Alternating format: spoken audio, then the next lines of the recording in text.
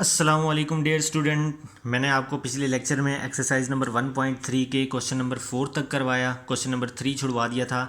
तो question number 3 करने से पहले आज हम पहले एक इम्पॉर्टेंट रिज़ल्ट की डेरिवेशन करेंगे। जब वो रिज़ल्ट हम डिराइव कर लेंगे तो उसके बाद जो कि है हम क्वेश्चन नंबर 3 स्टार्ट करेंगे।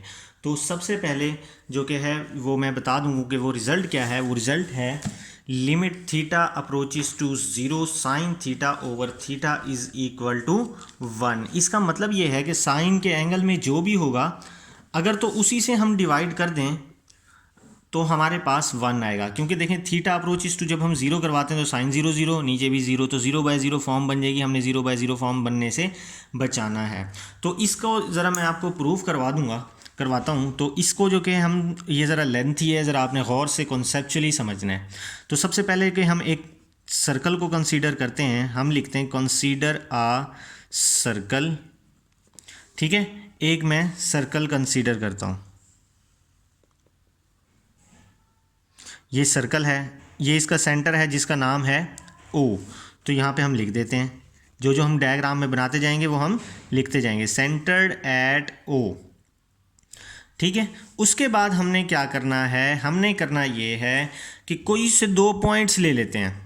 कोई से टेक 2 पॉइंट्स ऑन सर्कल।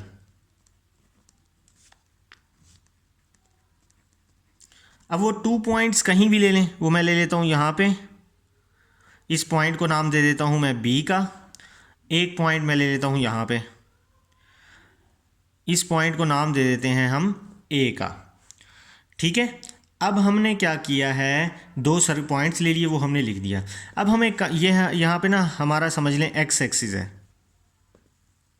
क्योंकि हमारे पास ये दो एक्सिस होते हैं, ये वाई एक्सिस होता है, ये एक्स एक्सिस है।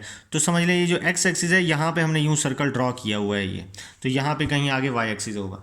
तो हमारे पास ये एक्स एक्सिस है। मैं एक काम करता हूँ, ये ए पॉइंट से एक परपेंडिकुलर ड्रॉ करता हूँ और उसको नाम दे देता हूँ सी का।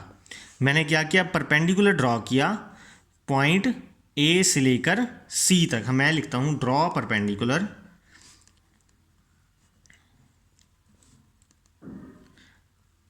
ठीक है, परपेंडिकुलर ड्रॉ किया फ्रॉम पॉइंट ए किस पे, टू सी। जिस पे ड्रॉ किया वो हो गया सी ऑन। अब जब परपेंडिकुलर ड्रॉ किस पे हो रहा है, एक्स एक्सिस पे, तो हम कह देंगे एक्स एक्सिस। ठीक है, अब हमने एक और काम करना है। एक और काम ये करना है, एक टेंजेंट लाइन हमने खींचनी है। टेंजेंट लाइन क्या होती है, एक सर्कल होता है, उस सर्कल को बाहर से एक लाइन टच करती हुई जाए एक पॉइंट पे, उस लाइन को कहते हैं टेंजेंट। तो इस ए से जो कि है मैंने एक टेंजेंट लाइन लेनी है।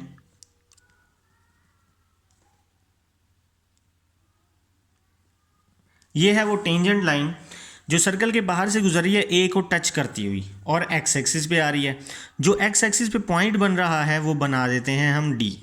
तो हम यहाँ पे लिख देते हैं, हमने ए टेंजेंट लाइन ड्रॉ की, हम लिखते हैं ड्रॉ टेंजेंट लाइन। ठीक है, from a point a to, इस पॉइंट को क्या नाम दिया हमने, डी। और ये पॉइंट है किस पे, ऑन एक्स एक्सिस। ठीक है, अब हम क्या करते हैं, अब हम देखते हैं फिग में। अब फिग को ज़रा गौर से देखिएगा।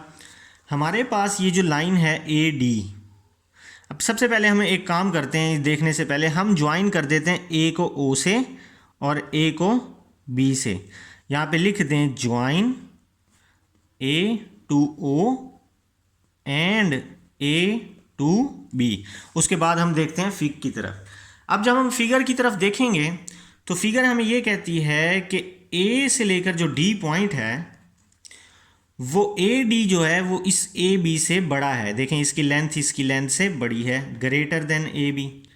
और ये जो ए बी है वो इस ए सी से बड़ा है। ठीक है, तो अब हमारे पास यहाँ पे तीन ट्राइंगल्स बन रही हैं, तीन। देखें एक ट्राइंगल तो यूं बनी है हमारे पास, जितनी भी ट्राइंगल लेनी है ना, लेनी आपने इसी पॉइंट से है। देखें एक ट्राइंगल ये बनी, ठीक है, वो मैं ड्रॉ कर देता हूँ यहाँ पे, कुछ इस तरह से है ये ट्राइंगल।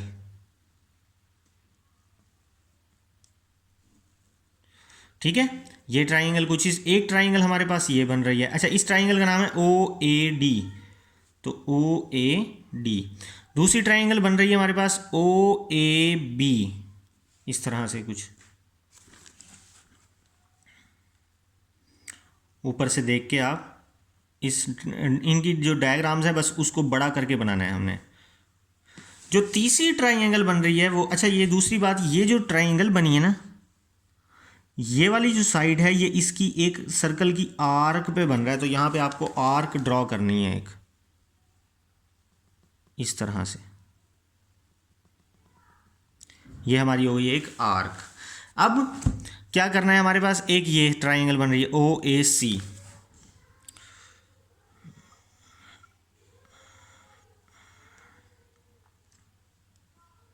ये 3 ट्राइंगल्स बन गई। अब हम देखते हैं पहली ट्राइंगल को। पहली ट्राइंगल में हमने देखना है ये है राइट एंगल ट्राइंगल। यहाँ से देखें हमने परपेंडिकुलर ड्रॉ किया था ना, जहाँ से परपेंडिकुलर ड्रॉ करते हैं वहाँ पे हमेशा एंगल 90 का बनता है। तो यहाँ पे हमारे पास जो कि एंगल है 90, और 90 के एंगल के सामने वाला होता है हाइपोटेन्यूस। शायद आपको पता हो, अगर मैं ये इस तरह की परपेंडिकुलर वाली ट्राइंगल लूँ तो ये परपेंडिकुलर होता है, ठीक है, जो एंगल के ओपोजिट हो। ये परपेंडिकुलर हो जो इस वाले एंगल के, सॉरी, जो इस वाले एंगल के ओपोजिट हो वो परपेंडिकुलर है, जो 90 के एंगल के ओपोजिट हो वो हाइपोटेन्यूस है, ठीक है। जो ये परपेंडिकुलर एंगल और इस वाले एंगल के नीचे हो वो बेस है। अब आप गौर कीजिएगा, यहाँ पे मैंने कहा था परपेंडिकुलर बन रहा है क्योंकि इस पॉइंट से हमने परपेंडिकुलर ड्रॉ किया है ए से, तो ये हमारे पास परपेंडिकुलर बन रहा है। तो जिस तरह परपेंडिकुलर के सामने हाइपोटेन्यूस होता है तो इसके सामने हाइपोटेन्यूस हो गया, ठीक है।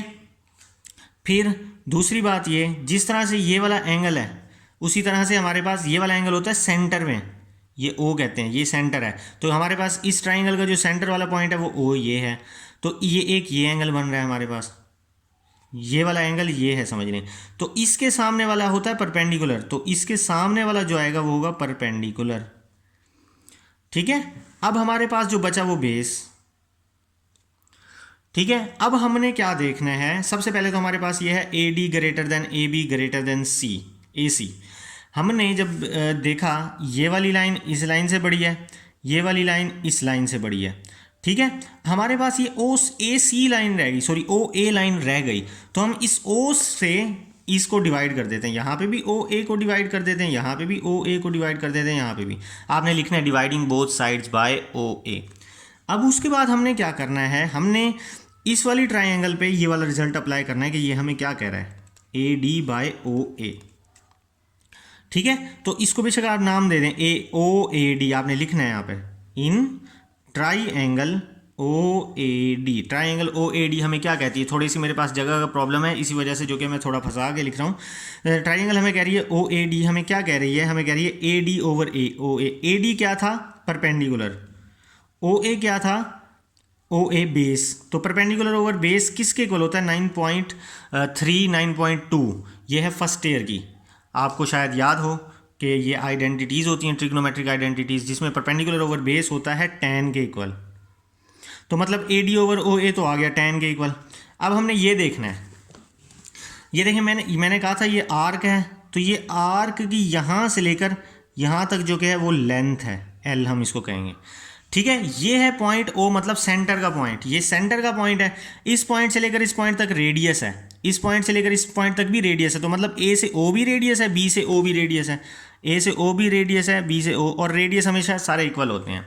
तो आपको हमने ये देखना है कि A B over O A, second triangle O A B, यहाँ पे लिखना है आपने इन ट्राइंगल ओ ए बी। अब ये ट्राइंगल ओ ए बी हमें क्या कह रही है, ये हमें ये कह रही है कि A B over O A B किसके इक्वल है, एल के इक्वल। ओ ए किसके इक्वल है, ओ ए आर के इक्वल है। तो हमें शायद पता हो कि L over R is equal to theta होता है, L is equal to R theta हमने प्रूफ किया हुआ है एक्सरसाइज नंबर 9.3 से पहले। तो यहाँ से अगर मैं थीटा की वैल्यू निकालूँ तो ये एल ओवर आर बनता है, ठीक है। अब हम चलते हैं नीचे वाली ट्राइंगल की तरफ, ट्राइंगल ओ ए सी, ट्राइंगल ओ ए सी। अब ये ट्राइंगल हमें क्या कह रही है, तीसरी बात, ए C over O A, A C over O A, ठीक है, ये देखें, ये सिंपल ट्राइंगल बनी, यहाँ पे परपेंडिकुलर है, परपेंडिकुलर के सामने वाला होता है हाइपोटेन्यूस, जो दूसरा एंगल होता है उसके सामने वाला होता है परपेंडिकुलर, और इन दोनों के नीचे क्या होता है, बेस। तो देखें ए सी क्या है, परपेंडिकुलर, ओ ए क्या है, हाइपोटेन्यूस। तो परपेंडिकुलर ओवर हाइपोटेन्यूस होता है साइन थीटा के इक्वल।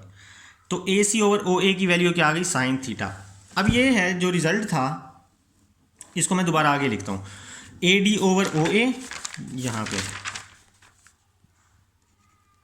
मैं ना इसको किसी पेज पे लिखता हूँ, पेज को फाड़ के उसी पे, ताकि आप लोगों को इसी रिजल्ट को मैं लिखता हूँ, A D over O A is greater than A B over O A is greater than A C over O A. ठीक है, ए डी ओवर ओ ए, ये ए डी ओवर ओ ए की वैल्यू आई tan theta, तो यहाँ पे हम लिख देंगे tan theta. A B over O A की वैल्यू आई थीटा, यहाँ पे हम लिख देंगे theta. A C over O A की वैल्यू आई साइन थीटा, तो हम यहाँ पे लिख देंगे साइन थीटा। टेन होता है साइन ओवर कॉस के, हम दोनों तरफ डिवाइड कर देंगे साइन थीटा से, तीनों तरफ। क्यों करेंगे ये भी मैं बताऊंगा आपको। यहां से जब डिवाइड करेंगे कैंसिल, ये कैंसिल हो गया, 1/cos। अब देखें हमारे पास हमें क्या चाहिए, साइन थीटा ओवर थीटा, लेकिन यहाँ पे तो थीटा ओवर साइन थीटा है, तो इसलिए हम सारों को रेसिप्रोकल में ले लेंगे, तीनों को। जब हम तीनों को रेसिप्रोकल लेंगे, ये हो जाएगा कॉस थीटा ओवर 1, ये हो जाएगा साइन थीटा ओवर थीटा। ठीक है, ये हो जाएगा 1 ओवर 1, ये 1 ही रहेगा। जब हम रेसिप्रोकल लेते हैं तो इक्वेलिटीज़ के साइन चेंज हो जाते हैं। ठीक है, तो ये ग्रेटर देन है, ये भी लेस हो जाएगी, ये भी लेस हो जाएगी। ठीक है, यहाँ तक समझ में आ गई। अब हमारे पास हमें यहाँ पे लिमिट चाहिए, तो हम लिमिट को अप्लाई करते हैं। हम कहते हैं लिमिट थीटा अप्रोचेस टू 0, ये पूरी वैल्यू। अब जब हम करेंगे लिमिट को इस पे अप्लाई करेंगे, ये हो जाएगा कॉस 0, ये 0 है, कॉस 0 लेस देन, यहाँ पे लिमिट अप्लाई नहीं करनी, यहाँ पे हम ऐसे लिख देते हैं theta approaches to 0 sine theta over theta less than, इधर भी हम लिमिट अप्लाई करेंगे, लेकिन यहाँ थीटा नहीं है तो ये 1 एज इट इज़ आ जाएगा। ठीक है, तो कॉस 0 1 के इक्वल होता है।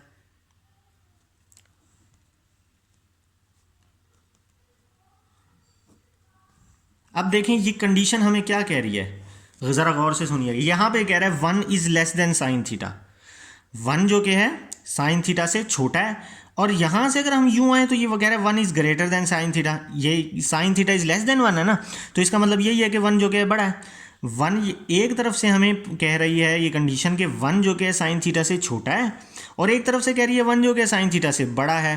तो यहाँ पे हमें याद करना है सैंडविच थ्योरम, ये पिछले एक पेज पे है या इसी पेज पे है, गिवन है सैंडविच थ्योरम, कि वो हमें ये कहता है कि एक वैल्यू अगर फ़र्ज़ किया x है, वो ग्रेटर देन 1 भी है और वो लेस देन भी 1 है, तो इसका मतलब है वो इक्वल देन 1 है, इक्वल टू 1 है।